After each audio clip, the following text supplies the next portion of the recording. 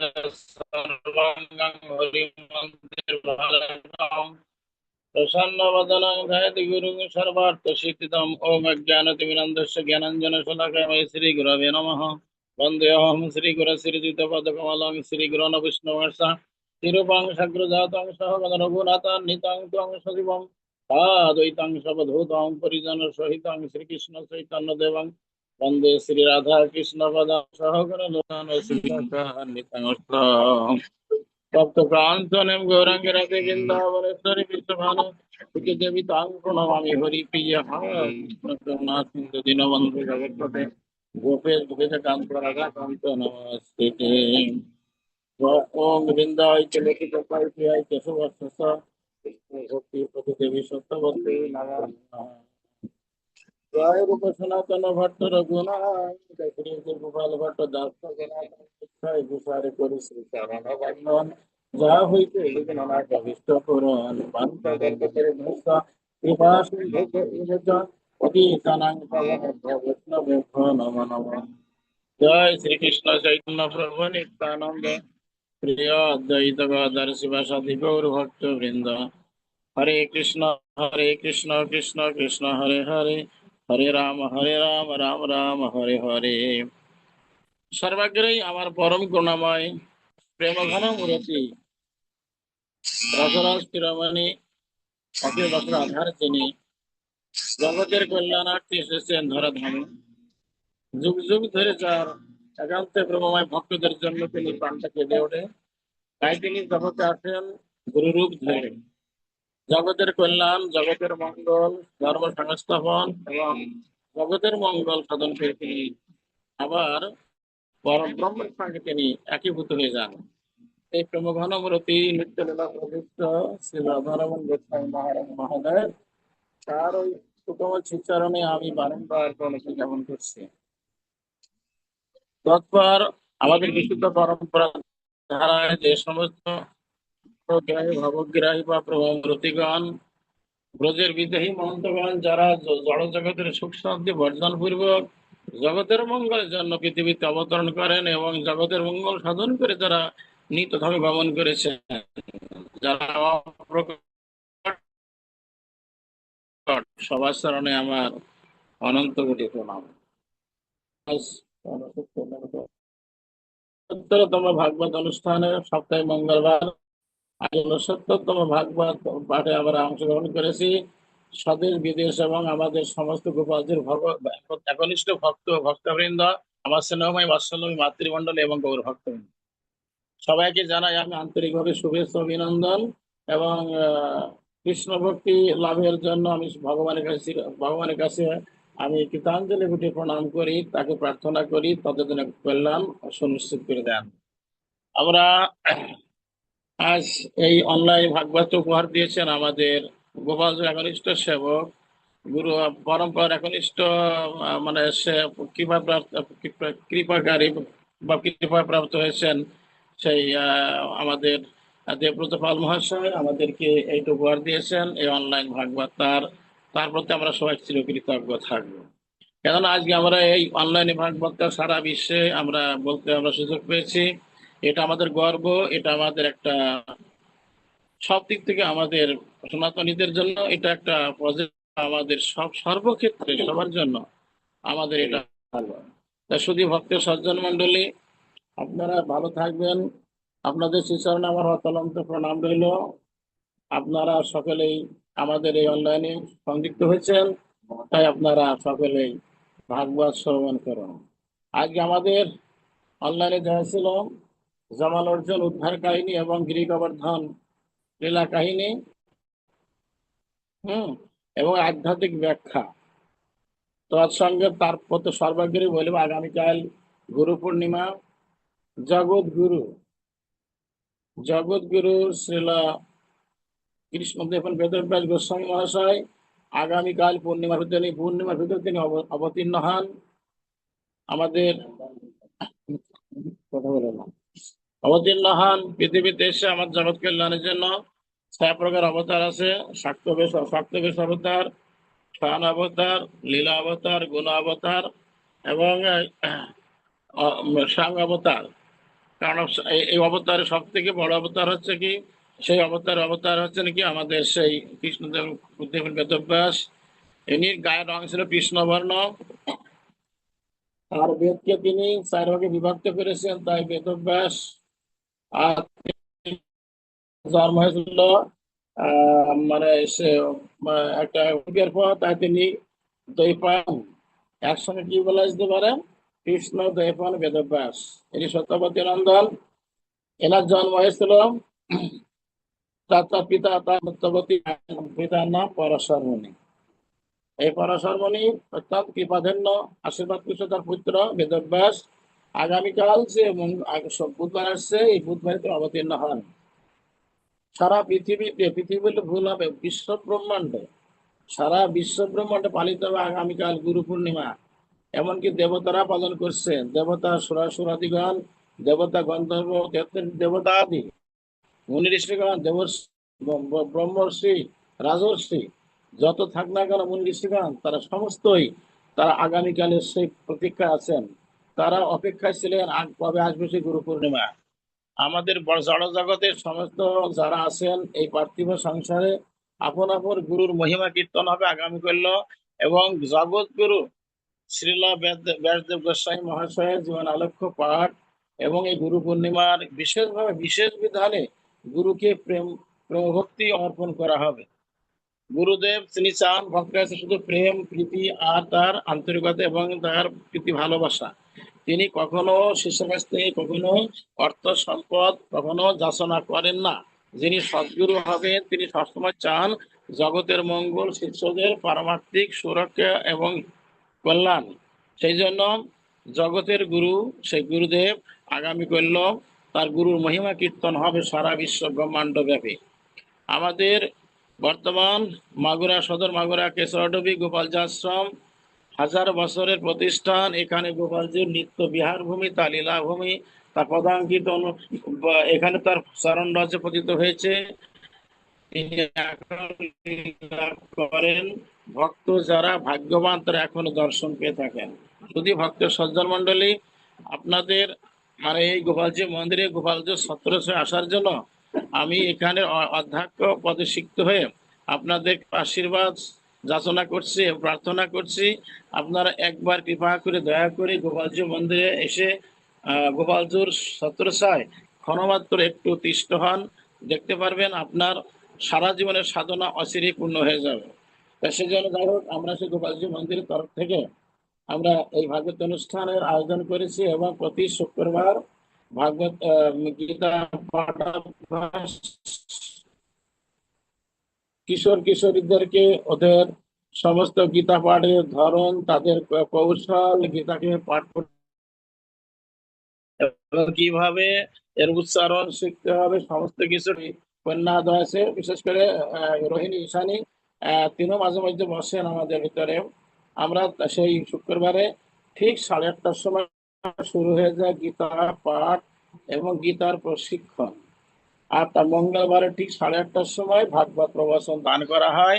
আপনাদের বিভিন্ন প্রশ্ন, বিভিন্ন সংশয় আশা করি শাস্ত্রের দৃষ্টিকোণ থেকে সাধন করার আমরা চেষ্টা করি মাত্র। তবে মূলে রয়েছে আপনাদের কৃপা এবং আশীর্বাদ। শুধু সজ্জন, আগামীকাল যে গুরু পূর্ণিমা হবে, আগামীকাল সেই সম্পর্কে একটু আমি কথা বলি, তারপর আমরা মূল আমরা সেই লীলায় যাব। আগামীকাল ঠিক ভক্তরা সনাতনীরা রাত বিশেষ করে ভোর 4টার সময় গাত্রোত্থান পূর্বক গুরু পরম্পরায় প্রণাম করে একটা উচ্চারণ করতে হবে আমাদের সকলের জন্য। এটা ভোরের কৃত্য আছে। প্রথম উঠে বলবেন সবাই গুরুর প্রণাম বলবেন। গুরু অখণ্ড মণ্ডলাকারং ব্যক্তং যেন চরাচরম তৎপদং দশিতং তস্मै শ্রী গুরবে নমঃ। ওং গুরবে নমঃ, পরম গুরবে নমঃ, পরমেষ্ঠি গুরবে নমঃ, পরাৎপর গুরবে নমঃ। সংক্ষেপে গুরু প্রণাম মানে পরম্পরা প্রণাম। তারপরে গৌর গৌর গৌর গৌর গৌর গৌর গৌর হে গৌর গৌর গৌর গৌর গৌর গৌর গৌর হে গৌর গৌর গৌর গৌর গৌর গৌর অক্ষমাং গৌর গৌর গৌর গৌর গৌর পাহিমাং। তৎপরে বলবেন কৃষ্ণ কৃষ্ণ কৃষ্ণ কৃষ্ণ কৃষ্ণ কৃষ্ণ কৃষ্ণ হে কৃষ্ণ কৃষ্ণ কৃষ্ণ কৃষ্ণ কৃষ্ণ কৃষ্ণ কৃষ্ণ হে কৃষ্ণ কৃষ্ণ কৃষ্ণ কৃষ্ণ কৃষ্ণ কৃষ্ণ রক্ষমাং কৃষ্ণ কৃষ্ণ কৃষ্ণ কৃষ্ণ কৃষ্ণ কৃষ্ণ ত্রাহিমাং। কৃষ্ণ কেশব কৃষ্ণ কেশব কৃষ্ণ কেশব ত্রাহি মাং রাম রাঘব রাম রাঘব রক্ষমা। এইটা বলতে বলতে আপনার সকল তখন মা ধরিত্রী প্রণাম আছে, সেই বিছানার থেকে নামার আগে একটা প্রণাম আছে, মা ধরিত্রীর প্রণাম, যে ধরিত্রী মার পর আমরা হেঁটে বেড়াচ্ছি। মা কিন্তু কখনো প্রতিবাদ করেন না, কখনো অখুশি হন না, তিনি তিনি কখনো তিক্ত হন না, আবার তিনি কখনো মানে রাগান্বিত হন না। কি জন্য? যদি কেউ না কোনো ভক্ত তাকে তাকে প্রণাম করতে পারে ভোরবেলায়, এই প্রণামটা বলছে সবাই হাত জোড় করে বলবেন। হুম। ওং সমুদ্র মেখলে দেবী পর্বত স্তন মণ্ডলে বিষ্ণু পত্নী নমস্তভ্যং পাদস্পর্শং ক্ষমসমে। এই মন্ত্র বলে আপনি পুরুষ হয়ে ডান পদ আগে দিবেন, মেয়ে হলে পরে বাম পদ আগে দিয়ে আপনি সোজা পূর্ব দিকে গমন করে ধীরে ধীরে বা ঘরের থেকে বেরিয়ে প্রথমে তুলসীকে প্রণাম করবেন। প্রণাম করে 10 দিক প্রণাম করে আপন আপন কাজে বেরিয়ে যাবেন। বিশেষ করে ওই সময়টা ভোরে স্নান করতে হয়, দন্ত ধাবন আদি করে শৌচক্রিয়াদি সেরে তারপর ধীরে ধীরে অবগাহন করিয়া বাড়িতে এসে কাপড় ছেড়ে অত্যন্ত পবিত্র হয়ে মানে তিলক ধারণ করবে। সবাই তিলক ধারণ না করলে তার পূজা আহ্নিক হয় না। সমস্ত দান, পূজা পার্বণ, হোম তপস্যা, যা কিছু মাঙ্গলিক অনুষ্ঠান করা হয় বিনা তিলকে তার ভগবান কোনো কিছু গ্রহণ করেন না। তিলক ধারণ সবার জন্য প্রযোজ্য।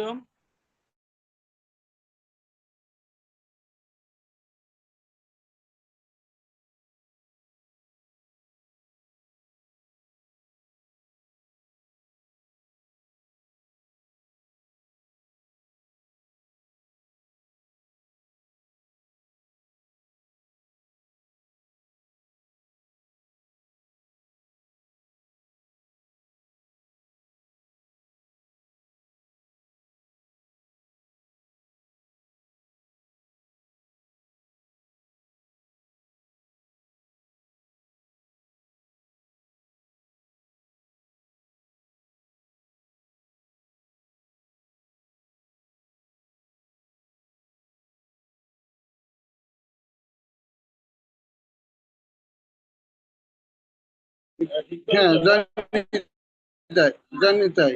হ্যাঁ, শোনা যাচ্ছে। বাবাজিকে একটু এভরিয়ার করে দিতে হবে আবার। জানি তাই, জানি তাই, বাবাজিকে একটু আবার এভরিয়ার করে দিতে হবে।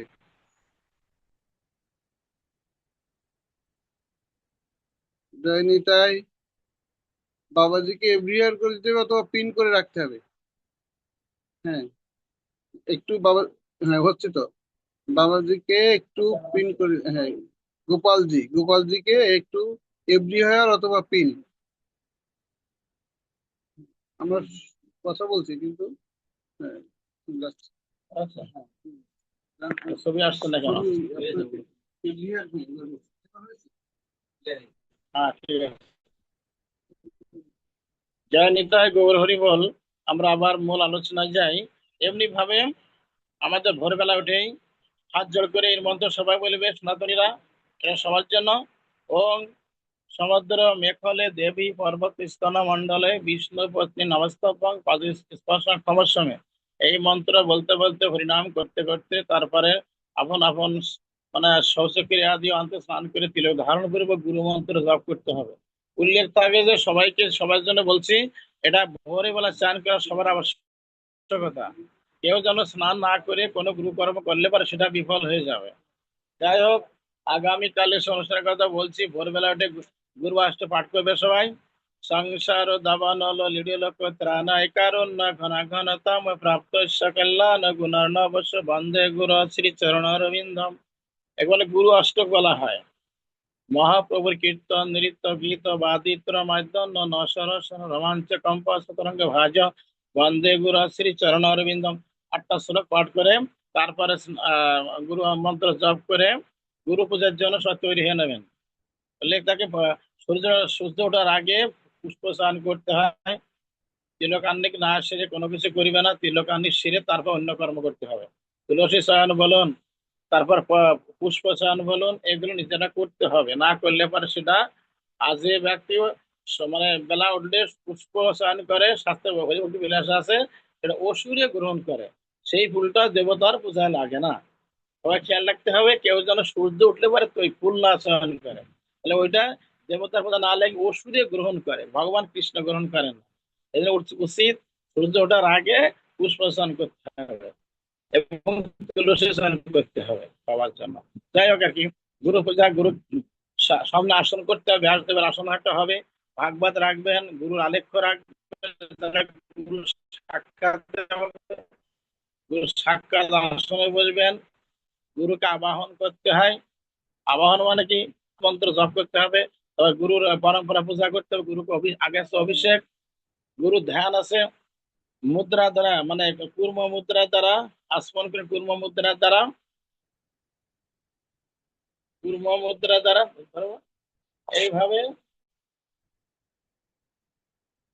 এই বাঁ হাতে ফুল, 3টে ফুল নেবে আর চন্দন নেবে, হ্যাঁ, নিয়ে তুলসী নেবে, ধরে এই বুকের সঙ্গে ধরবে, ধরবে আর বলবে আজানুলম্বিত ভুজং প্রফুল্ল কমলে করম পরাভয় করং সন্তং প্রণাম তোমারে দিন সীতামন্তিত সর্বাঙ্গং হরিবন্তে ভালকম প্রসন্ন মদনাং ভেদ গুরু সর্বার্থ সিদ্ধিদম ওম দ্রব্য নমঃ পরম দ্রব্য নমঃ পরমস্ত দ্রব্য নমঃ পরস্পর দ্রব্য নমঃ। এই মন্ত্র মেলে গুরু পরম্পরার সেবা করে, গুরুদেবের প্রণাম করে, গুরু পূজা করে নিয়ে তারপরে গুরুদেব মহিমা কীর্তন করতে হবে, ব্যাসদেবের জীবন আলেখ্য পাঠ করতে হবে। এগুলো অবশ্য ভাগবতে পাওয়া যাবে, আজকে না কালকে আমরা বিস্তারিত আলোচনা করবো গোপালজি মন্দিরে, নাট মন্দিরে।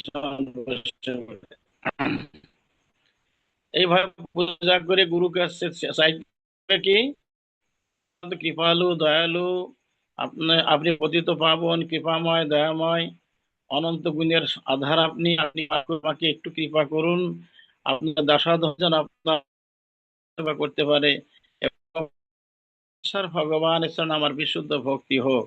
এইভাবে গুরুদেবের চরণে প্রার্থনা করতে হবে এবং গুরুকে সপ্তবার প্রদক্ষিণ করতে হয়, তার কাছে সোজাসুজি প্রণাম করে। গুরু প্রণামটা হচ্ছে কি, গুরু যখন দাঁড়িয়ে থাকবেন তখন ডান চরণ, নিজের ডান হাতটা ডান চরণে স্থাপন করতে হয়, বা বা চরণে নিজের বাঁ হাতে স্থাপন করে সোজাসুজি প্রণাম করবে। গুরু যখন বসে থাকবেন পদ্ম মানে সুখাসন নিয়ে, গুরুদেবের ডান চরণটা বাঁ দিকে যায়, বাঁ চরণটা ডান দিকে যায়, ওই সময়টা সোজা প্রণাম করবে। বলা ভরে আগে যখন দাঁড়িয়ে থাকবেন হাত দুখানা এইভাবে করে নিয়ে ডান হাতটা ডান চরণে গুরুদেবের, বাঁ হাতটা নিজের বাঁ হাতটা গুরুদেবের বাঁ পদে স্থাপন করে প্রণাম করতে হবে। এই যে সঠিক।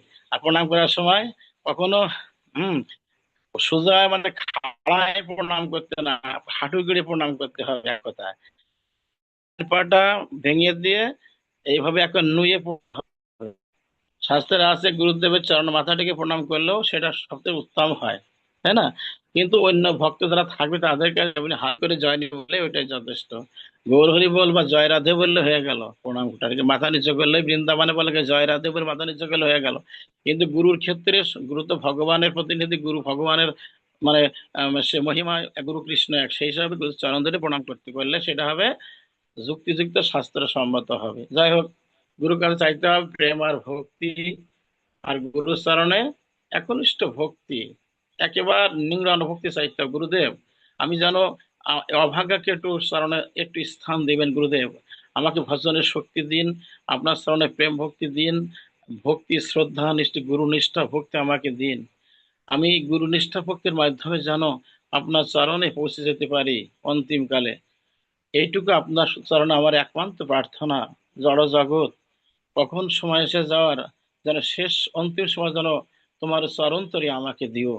এইভাবে গুরুর কাছে প্রার্থনা করলে গুরু অবশ্যই কৃপা করে মনোবাসনা পূর্ণ করবে। তো গুরু সেবার মাধ্যমে গুরুদেব কৃপা করবেন, কৃপা করেন না। গুরু হচ্ছে চিন্তামণি স্বরূপ, যে যা চিন্তা করে, যেমন গাছে গেলে চিন্তামণি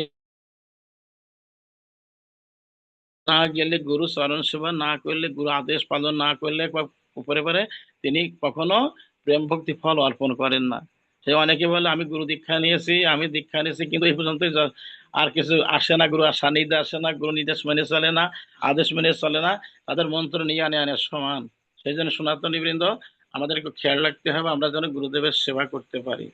গুরু সেবা ছাড়া কখনো গোবিন্দ সেবা হয় না। যে নরাধম শাস্ত্র হরিভক্তি বিলাস আছে, যে দাম্ভিক, যে অহংকারী ব্যক্তি, যে নরাধম মূঢ়াধম, গুরুদেবের সেবা না করে মন্দিরে গিয়ে ভগবানের সেবা করে, বিগ্রহের সেবা করে, ভগবান বলেছেন তার পূজা আমি গ্রহণ করি না। এটা হরিভক্তি বিলাস। সেই জন্য গুরু পূজা না করে যে মুরাদম অহংকারী ব্যক্তি ওই মন্দিরে গিয়ে বিগ্রহ সেবা করে, সেই বিগ্রহ বা ভগবান তার পূজা গ্রহণ করে না, সেই পূজা অসুরে গ্রহণ করে। হরি ভক্তি বিলাস আমাদের ল গ্রন্থ, আইন গ্রন্থ, এটা প্রমাণ হয়ে গেছে। বিংশ বিলাস আছে, প্রথমত বিংশ বিলাস, প্রত্যেকটা বিলাস মাসে উল্লেখ আছে। হ্যাঁ, কিভাবে কি করতে হবে। যাই হোক আর কি, শুধু সজ্জন ভক্তবৃন্দ বৃন্দ, আজ আমরা এখন যাব, গুরুদেবকে দিতে হবে, বিভিন্ন উপাদেয় খাদ্য দিতে হবে, ভগবানকে অর্পণ করে সেই প্রসাদ নিয়ে নেবেন। কিন্তু গুরু পূজা আগে, প্রণামের বেলা গুরু প্রণাম আগে, সেবার বেলা গোবিন্দ সেবা আগে, তৎপরে সেই পরম্পরা সূত্রে ধীরে ধীরে গুরু মহারাজ সেবা নেবেন। এটা শাস্ত্রের নিয়ম। যাই হোক, আমাদেরকে অবশ্যই শাস্ত্রের নিয়ম মেনে চলতে, শাস্ত্রের যে বিধিবিধান আছে এইগুলো আমাদেরকে অবশ্যই মানতে হবে। না মানলে পারে কখনো আমরা পরম লক্ষ্যে পৌঁছাতে পারবো না। সেই জন্য আমাদেরকে অবশ্যই কিছু নিয়ম পালন করতে হবে। না, সব না করে কিছু করলেই ওটাই ভগবান তিনি গ্রহণ করে নেবেন। এবার আমরা যাব লাস্টে গুরু গুরু গুরু সেবা। তার ধ্বনি হবে গুরুদেবের ধ্বনি হবে, গুরু প্রণাম, গুরুকে পরিক্রমা, গুরু মহিমা কীর্তন সেরে প্রসাদ পেয়ে নেবে সবাই। আগামী আগামী দিন আবার শুরু হয়ে যাবে। এবার আমরা যাব ভগবান শ্রীকৃষ্ণের সেই বৃন্দাবনের সেই অপ্রাকৃত লীলা। শাস্ত্রে বলেছেন যে শ্রীকৃষ্ণের যতেক লীলা সর্বোত্তম নরলীলা, নরবপু তাহারই স্বরূপ, গোপ বেশ বেনু কর নবকৃষ্ণ নটবর, নরলীলা হয় অনুরূপ। ভগবান শ্রীকৃষ্ণ পৃথিবীতে আসেন, বিভিন্ন যুগ যুগ ধরে তিনি আসেন, তাই না? তিনি কখনো মৎস্য বরাহ রূপে, মনুষ্য রূপে, কখনো অন্যান্য রূপে তিনি অবতীর্ণ হন। ধর্মকে রক্ষা করেন এবং অসুরদেরকে তিনি বিনাশ করেন, সাধুদেরকে তিনি রক্ষা করেন। সেই জন্য পৃথিবীতে আসার ভার তারই। তিনি এসছেন আজ থেকে 500 বছর আগে, তারও বেশি হবে। কোথায়? আমাদের এই ভারতবর্ষ উত্তর দিগন্তে আছে উত্তরাখণ্ড বলে খ্যাত। সেটা ছিল, আগে ছিল উত্তরাখণ্ড। 68 মাইলে ব্যাপৃত বিশাল বৃন্দাবন আগে ছিল, ওইটা উত্তরাখণ্ড। পরে বৃন্দাদেবীর নামকরণ হলো বৃন্দাবন। বৃন্দাবন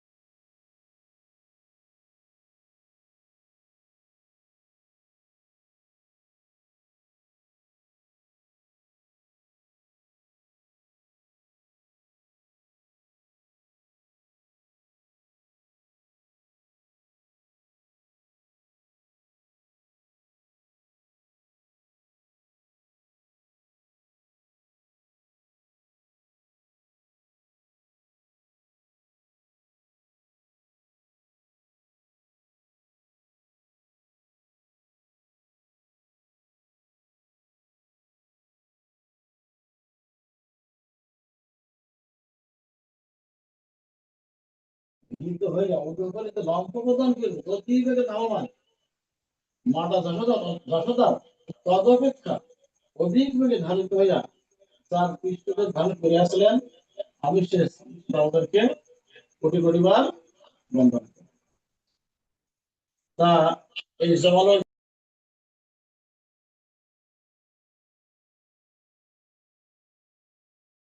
ছিল, এরা কুবেরের দুই পুত্র ছিল।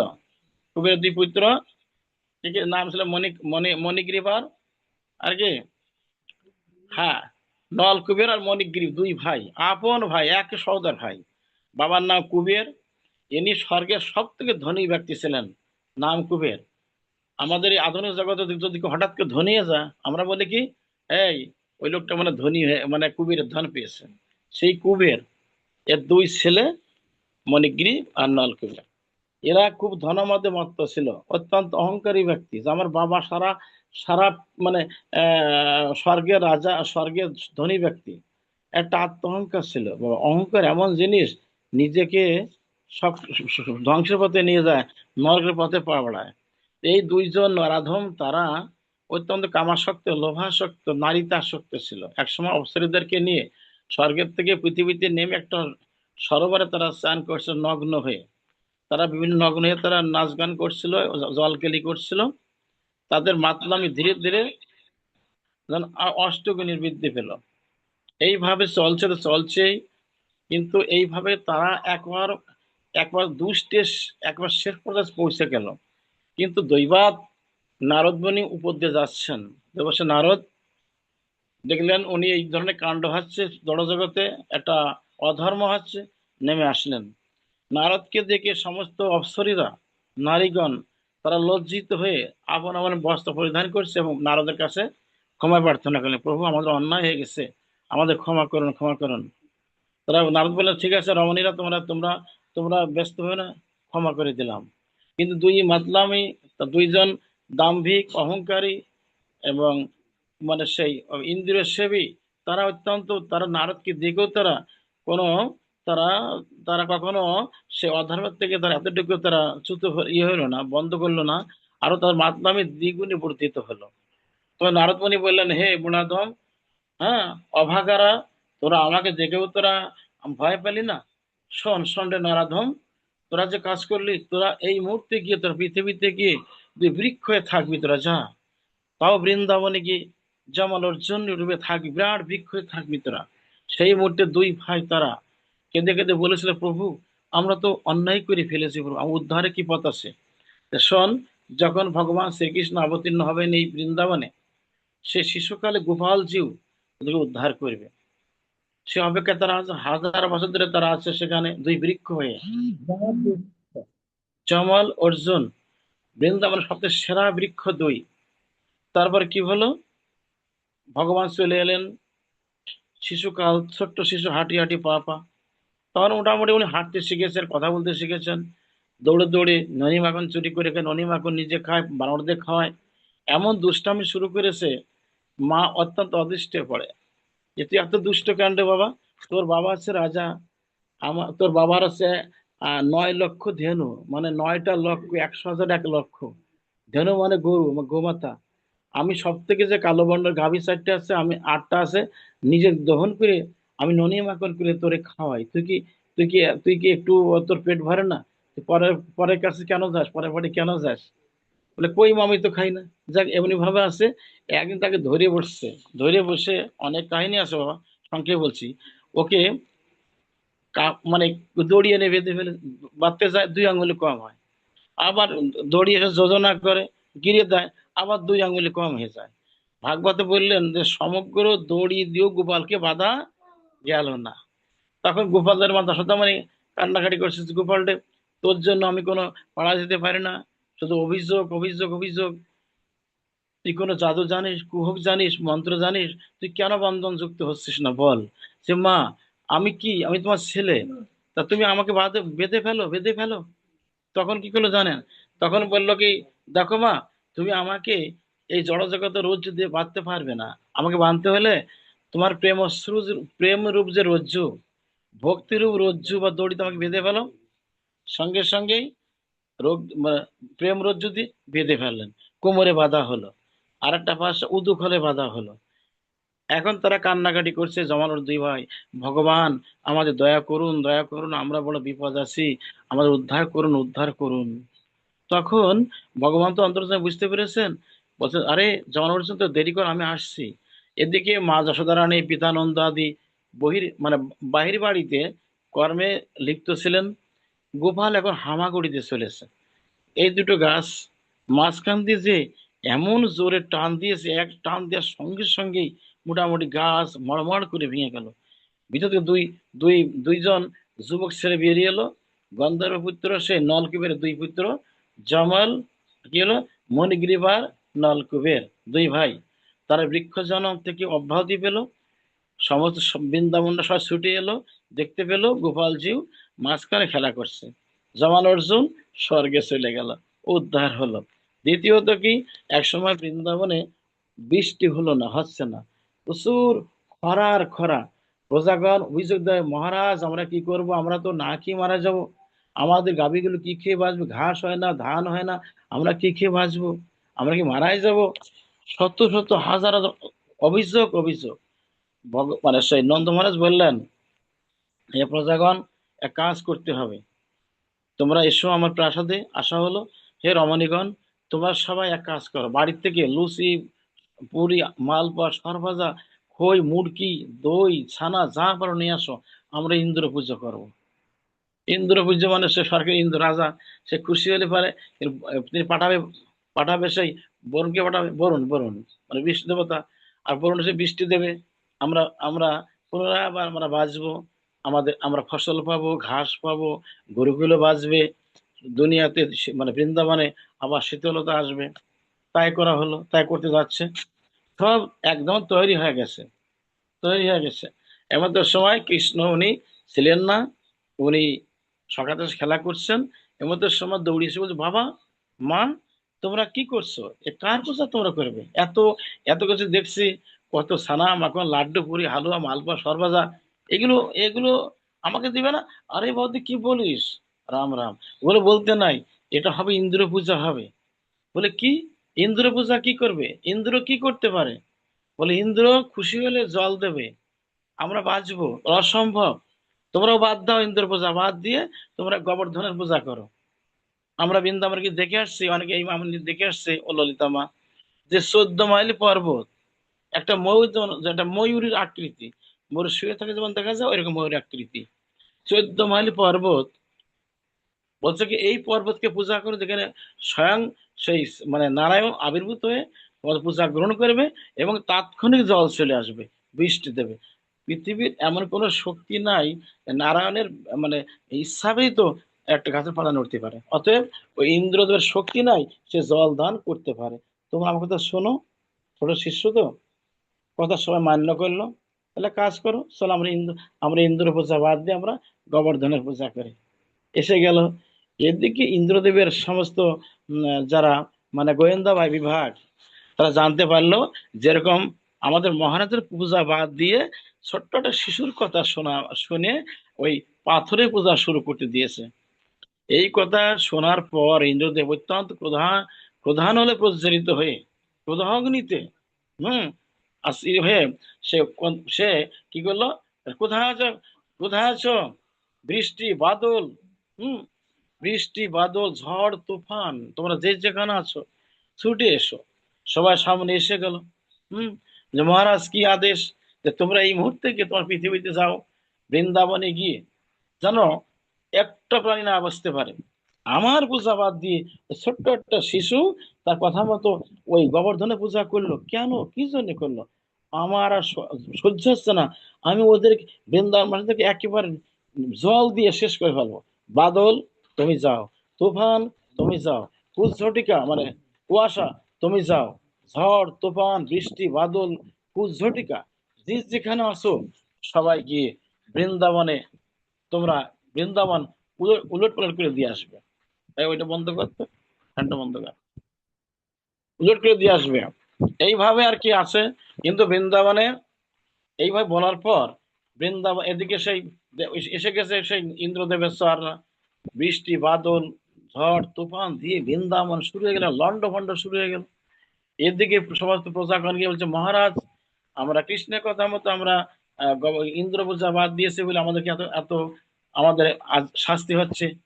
বলে কৃষ্ণ এসে বলেন, ভয় নাই ব্রজবাসীগণ, আমি আর একটা বিধি ব্যবস্থা নিচ্ছি, তোমরা সবাই চলে এসো। আমি এক্ষুনি এই 14 মাইল পর্বতকে ছত্রের মতো একটা ছাদের মতো ধরে রাখছি, তোমরা এসে আমার ছত্রতলে তোমার সব আশ্রয় নাও। তো সঙ্গে সঙ্গে তাই করলেন। একটা মিনি পর্বত আছে, ছোট মানুষ তো, ছোট কৃষ্ণ মাথা বেঁধে যাচ্ছে, একটা ছোট্ট একটা মিনি পর্বত বা কৃষ্ণ উঠলেন। আর এইভাবে বাঁ হাতের কনিষ্ঠাঙ্গের পর ভাবা যায়, বাঁ হাতের কনিষ্ঠাঙ্গুলির পর গোটা 14 মাইল পর্বতকে এইভাবে ধরে রাখছে। কয়দিন ধরে বাবা? 7 দিন ধরে, 7 দিন। এদিকে ইন্দ্রদেব দেখতে দেখতে পেল, সর্বনাশ, এত বড় সাহস, এত বড় শক্তিশালী কে? এই তোমরা শোনো, একভাবে আক্রমণ করো, বৃষ্টি বাদল ঝড় তুফান সবাই যাও, এখন যে যায় সে শক্তি নিয়ে চলে আসে। বাদল বলে কি আমার আর বৃষ্টি নাই, হ্যাঁ, উজ্ঝটি করে কুয়াশা বলে প্রভু আমার কুয়াশা নাই, সব কৃষ্ণ নিয়ে কেড়ে নিচ্ছে। ঝড় এসে বলে প্রভু আমার ভিতরে ঝটিকা আর নাই, হ্যাঁ, ঝটিকা নাই। বরুণ বলে গেছে প্রভু আমার ভিতর বৃষ্টি আর নাই। বায়ু বলে প্রভু আমার ভিতর বায়ু বাতাস আর নাই, আমরা মরে গেলাম, শক্তি হয়ে গেছে। এইভাবে সে নুয়ে পড়ছে মহারাজের চরণে। ভয় না, আমি নিজেই যাব। তখন ইন্দ্রদেব নিজে চলে আসলো ঐরাবতে, মানে হাতিতে, বজ্র নিক্ষেপ করছে। বজ্র আসতে আসতেই মাঝখানে সেই খতম, মানে শেষ। তার সমস্ত শক্তি প্রয়োগ করেও ইন্দ্রদেব তার বজ্র দিয়ে একটা বৃন্দাবন গোবর্ধনে একটা যে পাতা নড়াতে পারলো না, একটা বৃক্ষে পাতা, একটা শিলা মানে একটা কণিকা ভাঙতে পারলো না।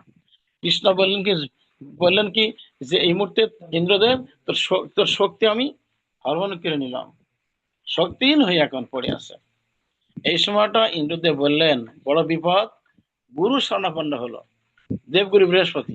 আমরা জেনে রাখি দৈত্যদের গুরু শুক্রাচার্য আর দেবতাদের গুরুকে বৃহস্পতি। এখন ওই যে বলে না যে লাস্টে গুরু শরণে আসতে হয়, যার কেউ নাই গুরু তার সহায়। এখন গুরুদেব তুমি কৃপা করে গুরু তুমি এসে যাও, হে বৃহস্পতি গুরু, আমি বড় বিপদে পড়ে গেছি, প্রভু আসুন। ইন্দ্রদেব আমি সবই জানি, আমি তো অন্তর্যামী, তোর এত বড় অহংকার কেন হলো রে বৎস কুলাঙ্গার? কে তুই জানিস না? কে জানিস না তো প্রভু? আরে ত্রিজগতের ঈশ্বর, হ্যাঁ, উনি এসেছেন এই ধরাধামে, হ্যাঁ, অধর্মকে নাশ করার জন্য, অহংকারীদেরকে অহংকার শূন্য বিচ্ছিন্ন করার জন্য, ধর্মকে প্রতিষ্ঠা করার জন্য। তুই কি জানিস না? প্রভু এখন কি উপায়? আমি তো শক্তিহীন হয়ে গেলাম, আমার সেনাপতিগণ সহস্ররা শক্তিহীন হয়ে গেছে, প্রভু কি এখন কি করতে পারি? আর কি হবে? এখন শরণে যাও, ওর ওর শরণে যাও, শরণা শরণাপন্ন হও শরণে। এখানে একটা কথা বলে রাখি, আমরা যদি একটু দেহতত্ত্বে যাই, অর্থাৎ আধ্যাত্মিক তত্ত্বে, আমরা যদি আমাদের ভিতরে কি আছে, ইন্দ্রগণ আছে, তাই না, ষড়রূপগণ আছে। এরা কি আমাদের ভিতরে ইন্দ্রের রাজাকে, মন ইন্দ্রের রাজা। এই মন কিন্তু ভারী খারাপ, মন কিন্তু ইন্দ্রের সঙ্গে তুলনা করে। কোন স্বর্গের রাজা, মন স্বর্গের রাজা, আমাদের এই এই দেহটা স্বর্গ। এর ভিতর এরও ভিতরে হচ্ছে কি, মন হচ্ছে ইন্দ্র, অহংকার অভিজাত্য। মন যদি একবার খারাপ হয় কারো, সে মনটা ফেরানো যায়, আবার মনটা ভালো হতে পারে। কিন্তু অধিকাংশ মন খারাপ হয় মানুষের, কারণ একটা বেশি কথা বললে পারে তার মন খারাপ হয়, তার তার মানে তার ওই কি তো বলে, ওই সম্মানকে হানি হলে পরে মন খারাপ হয়, একটু দিতে কোনো সমস্যা হলে পরে মন খারাপ হয়, তার খেতে গেলে হয়তো অল্প হয়ে গেছে মন খারাপ হয়। কত ডেফিনেশন আছে, দরকার নেই। এই আছে মন হচ্ছে সত্যের শয়তান, আবার মনই কিন্তু মনের বন্ধু, মনই কিন্তু আত্মার বন্ধু হয়। হ্যাঁ, এই মনকে যদি আমরা কি করি, মনকে যদি আমরা, মন যখন এত খারাপ, এই ইন্দ্রদেবকে এখন মন মানে গুরু সহায় আনতে আসতে হবে। গুরুকে বৃহস্পতি। আমরা যদি এই ষড়রূপ যে রিপুগণ, এগুলো হচ্ছে কি ইন্দ্রের সেনাপতিগণ, এদেরকে শাস্তা করতে হলে আমাদের ভিতরে যে ভক্তি আছে, এই ভক্তিকে বলা হয় গিরি গোবর্ধন। আমাদের ভিতরে যে ভক্তিরূপ যে গিরি, গিরি মানে পর্বত, এই পর্বতকে ধরতে হবে। তাহলে মন্ডূপ দৈত্য, মন্ডূপ ইন্দ্রগণ হাজার চেষ্টা করেও এই ভক্তি গিরিকে চূর্ণ বিচ্ছিন্ন করতে পারবে না। যার ভক্তি গিরি শিরে ধারণ করেছে, মানে অন্তরে ধারণ করেছে, কখনো তার বিপর্যয় আসতে পারে না। ভক্তি যেখানে আছে ভগবান সেখানে। আর পরমাত্মাকে, পরমাত্মা আমাদের ভিতরে পরমাত্মা গোপাল বা কৃষ্ণ, এই পরমাত্মাকে বলতে পরমাত্মা ভগবান যদি গিরিকে ধারণ করে, গোবর্ধনকে ধারণ করে, জীবাত্মা আছে কারা, বৃন্দাবনের সমস্ত ভক্তগণ প্রজাগণ, জীবাত্মা এই বৃন্দাবনের সমস্ত প্রজাগণ। আর ইন্দ্র হচ্ছে আমাদের মনের রাজা, আমাদের দেহের যে রাজা, এত অহংকারী ব্যক্তি। এই অহংকারকে শূন্য করতে হলে আমাদের মন রূপ মানে আমাদের সে ভিতরে যে মানে গিরি গোবর্ধন ভক্তিকে ধারণ করতে হবে। পরমাত্মাকে বলুন সবাই, হে পরমাত্মা ভগবান আপনি কৃপা করে আমাদের বাঁচান। কারা বলবে? জীবাত্মা বলবে।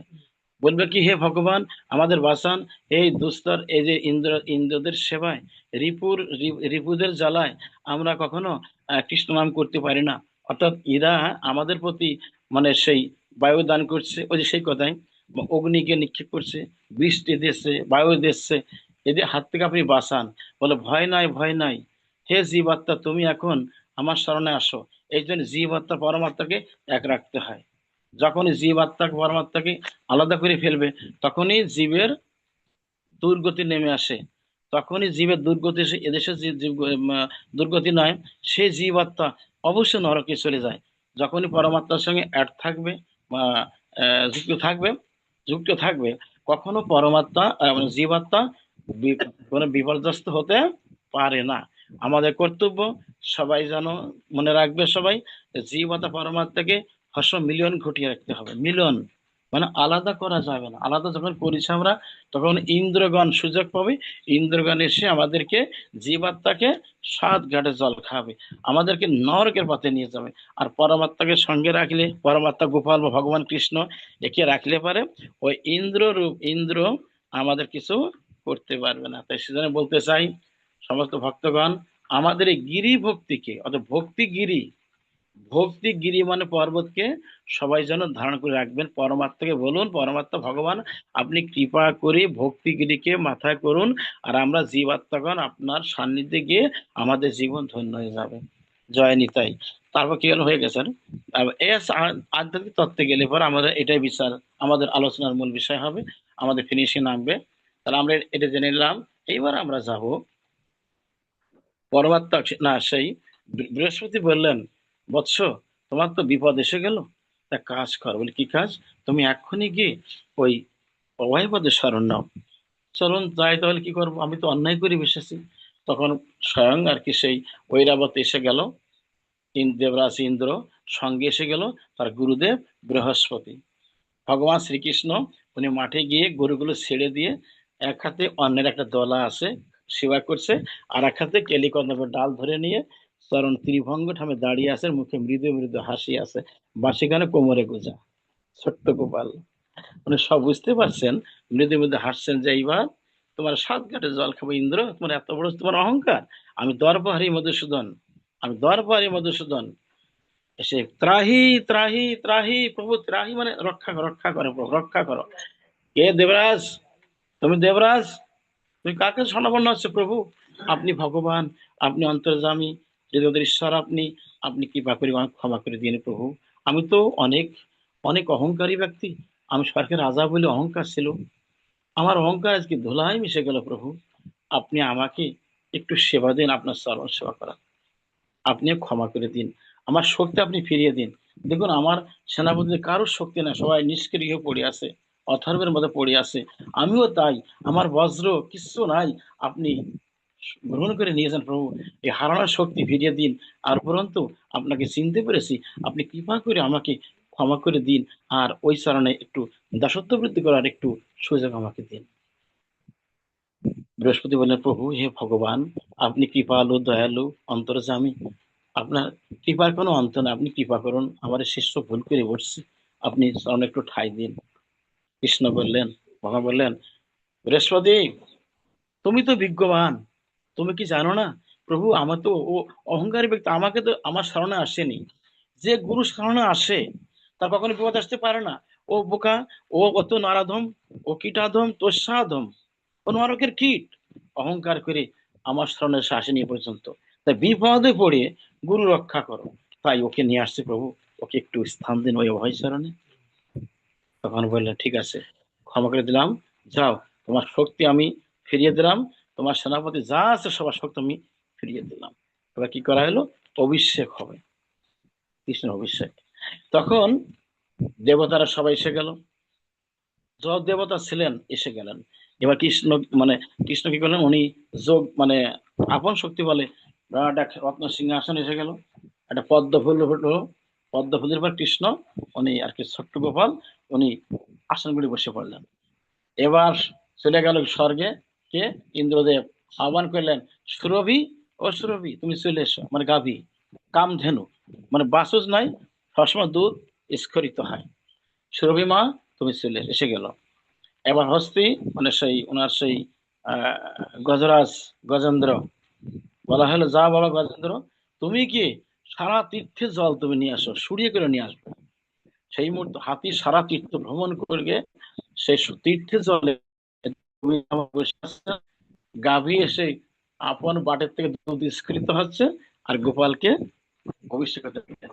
আর এদিকে সেই মানে সেই হস্তি সুর দিয়ে জল সবচেয়ে জল এনে গোপালকে অভিষেক করলেন, মহা অভিষেক হয়ে গেল।